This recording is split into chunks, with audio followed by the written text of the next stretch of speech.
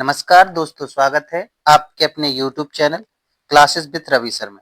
दोस्तों आज पढ़ेंगे प्रोटीन के बारे में। इससे पिछला वीडियो जो था बसा का था। प्रोटीन क्या है? प्रोटीन हमारे शरीर का महत्वपूर्ण पोषक तत्वों में से एक है। यानी कि प्रोटीन क्या है? हमारे शरीर का महत्वपूर्ण पोषक तत्वों में से एक है।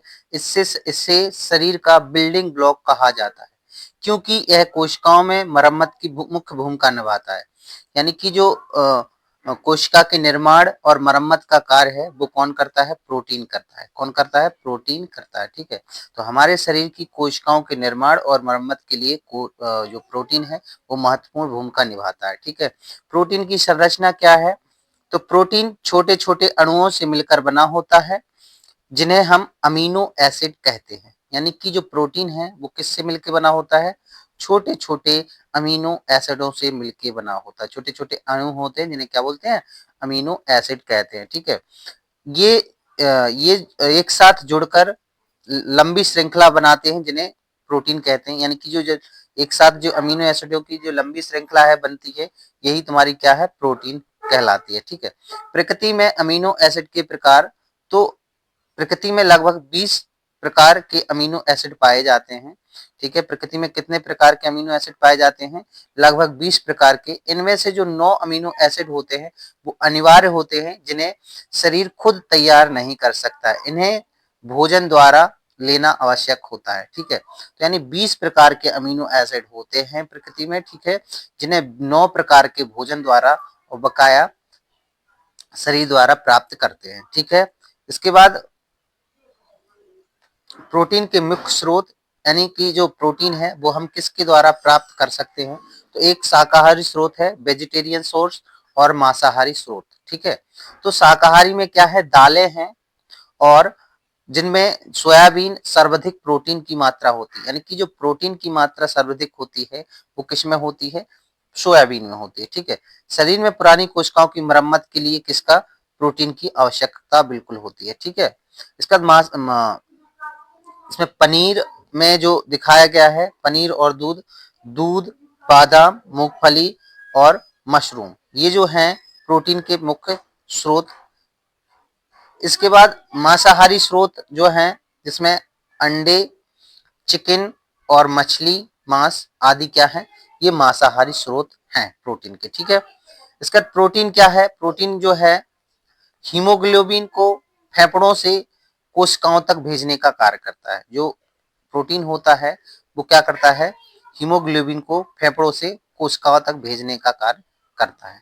इसके बाद प्रोटीन के जो मुख्य कार्य हैं, प्रोटीन के मुख्य कार्य हैं, प्रोटीन हमारे शरीर के लिए अनिवार्य पोषक तत्व है। प्रोटीन क्या है? हमारे शरीर के लिए अनिवार्य पोषक तत्व है।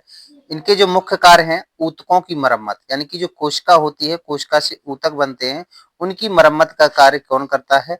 प्रोटीन करता है। शरीर में पुरानी कोशिकाओं की मरम्मत का कार्य कौन करता है? प्रोटीन करता है। ठीक है, शरीर में पुरानी कोशिकाओं का मरम्मत और निर्माण प्रोटीन के द्वारा ही किया जाता है। ठीक है, एंजाइम और हार्मोन्स, प्रोटीन के माध्यम से क्या होता है? शरीर में होने वाली अधिकांश रासायनिक प्रक्रियाएं प्रोटीन और द्वारा संचालित होती हैं। ठीक है, प्रोटीन या एंजाइम द्वारा संचालित होती हैं। ठीक है, तो जो द्वारा संचालित होते हैं, इंसुलिन जैसे महत्वपूर्ण हार्मोन भी प्रोटीन से ही बने होते हैं। तो जो इंसुलिन हार्मोन्स होता है वो किसका बना होता है? प्रोटीन का बना होता है। ठीक है, इसके बाद प्रतिरक्षा प्रणाली, इम्यून सिस्टम जो होता है, यानी कि शरीर को रोगों से बचाने वाली एंटीबॉडी भी प्रोटीन में ही होती है। यानी कि शरीर को रोगों से लड़ने के, बचाने, इम्यूनिटी शील्ड कह सकते हैं, बचाने के लिए प्रोटीन आवश्यक होता है। रक्त में ऑक्सीजन पहुंचाने के लिए भी प्रोटीन की आवश्यकता होती है। यानी कि जो हीमोग्लोबिन है फेफड़ों से कोशिकाओं तक पहुंचाने का कार्य किसका होता है?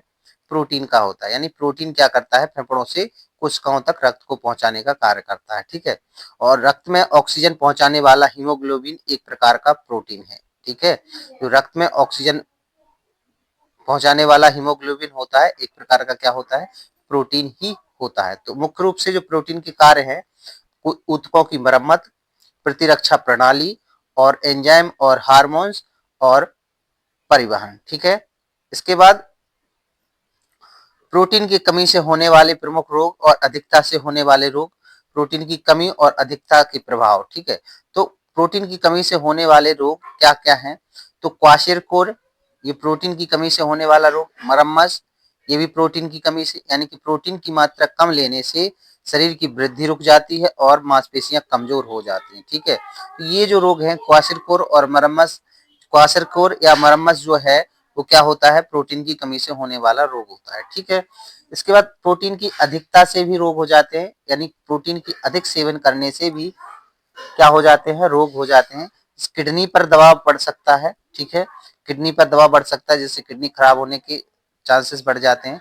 यूरिक एसिड, यानी कि यूरिक एसिड में भी समस्या होने लगती है। ठीक है, जिससे जोड़ों का दर्द और घुटनों में दर्द, ये सब चीजें किसके हो जाते हैं? प्रोटीन की अधिकता के कारण हो जाते हैं। प्रोटीन से संबंधित कुछ महत्वपूर्ण तत्व और भी हैं। क्या है प्रोटीन से संबंधित महत्वपूर्ण तत्व?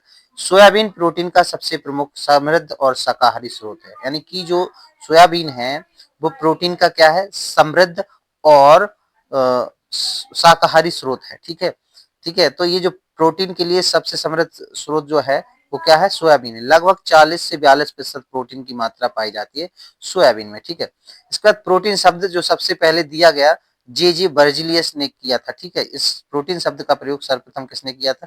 जे बर्जिलियस ने किया था। ठीक है, इसके खोज और नामकरण के लिए किसे जाना जाता है? जे बर्जिलियस को जाना जाता है। ठीक है, बालों और नाखून में प्रोटीन, तो यानी कि जो बालों की जो जड़ें होती हैं और नाखून होते हैं, जहां पर ये जो सफेद सफेद जो कैरोटीन पाया जाता है वो किसका होता है? प्रोटीन पाया जाता है, यानी कि वो प्रोटीन की मात्रा पाई जाती है। ठीक है, तो संतुलित प्रोटीन या सोयाबीन का स्रोत, खोज और प्रोटीन। ठीक है, ये हमारा ये चैप्टर यहीं पे खत्म होता है और अगला जो टॉपिक है वो तुम्हारा होगा खनिज। ठीक है, धन्यवाद।